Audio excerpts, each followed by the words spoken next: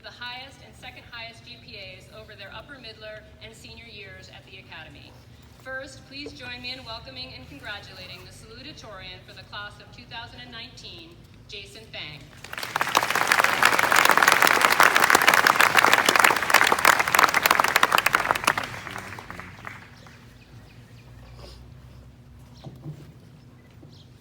Hi.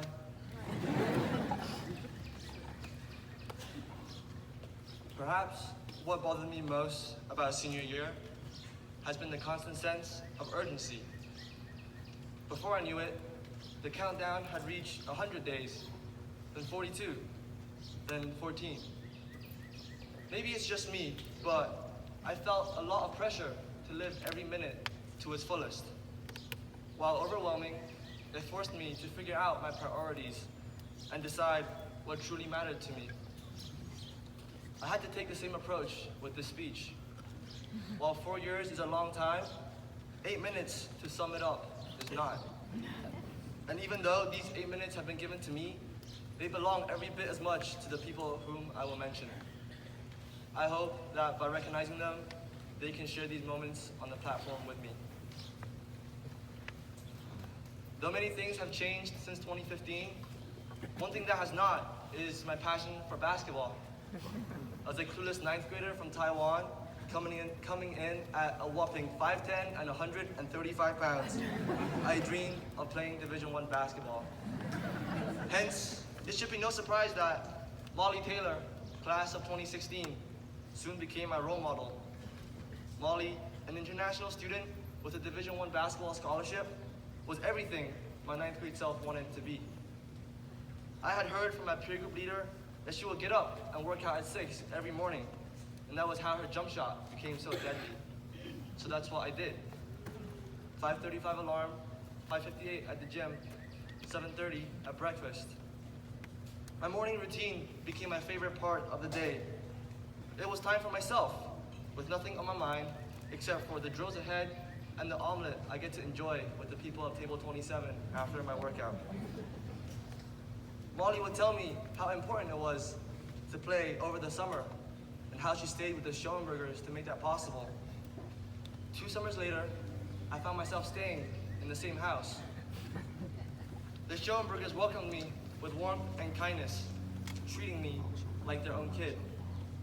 I knew they were special when they declared that I could eat whatever I wanted from their fridge, which is not a statement anyone should make lightly, at least not to me.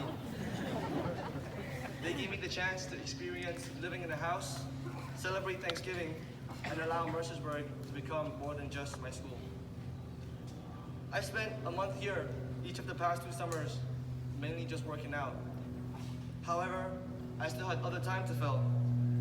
I know it's hard to imagine what there is to do here over the summer, but it's always a party when Emma Hicks, Jake Algren, Colby and Holden Walker, and Sarah and Jay Howley are around. And of course, there's Evan, my brother from a different mother. I'll never forget when 8th grade Evan asked Miss Parsons, "Can we just adopt Jason into our family?" Words alone cannot express my gratitude for how she has treated me like a son. But I would be lying to you if I told you my Mercersburg experience was entirely defined by basketball. That would do a lot of people injustice. I can't forget about Cherry and Jacob and Akash and Tom and Natalie, who have made efforts to stay in touch with me after our paths have diverged. I certainly cannot forget the people of Tippis 1 West, who have survived my reign as prefect.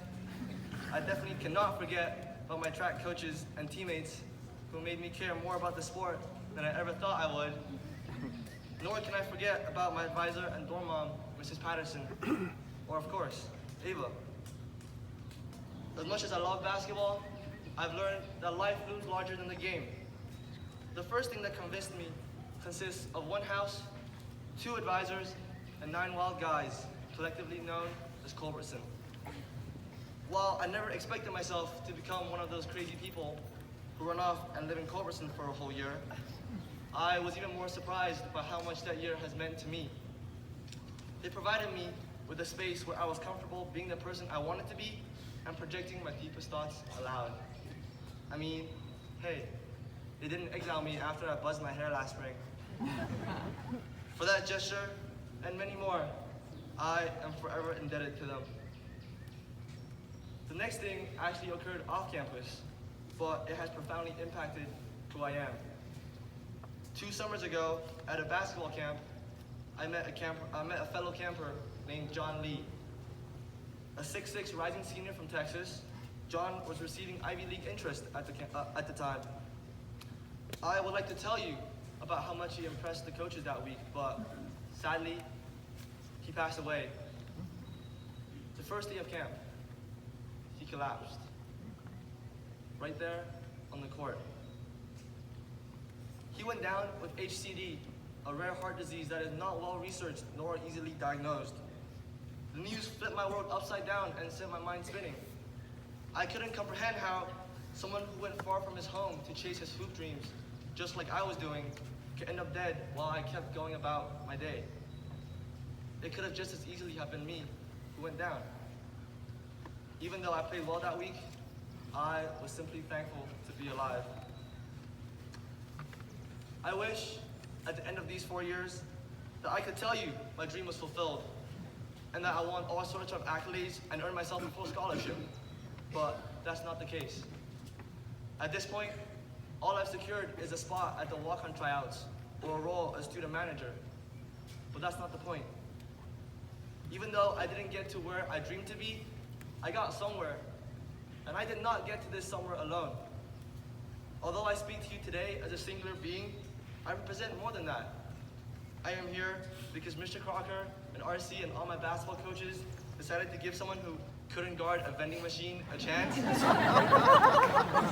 Because my parents and my brother supported me to chase my dream, as impossible as it seemed. And because of all the people whom I've mentioned today, whether by name or as part of a group. And of course, I can't forget about Cohen, my favorite honorary advisor, who spent his precious free time away from baking banana bread to listen to me practice this speech.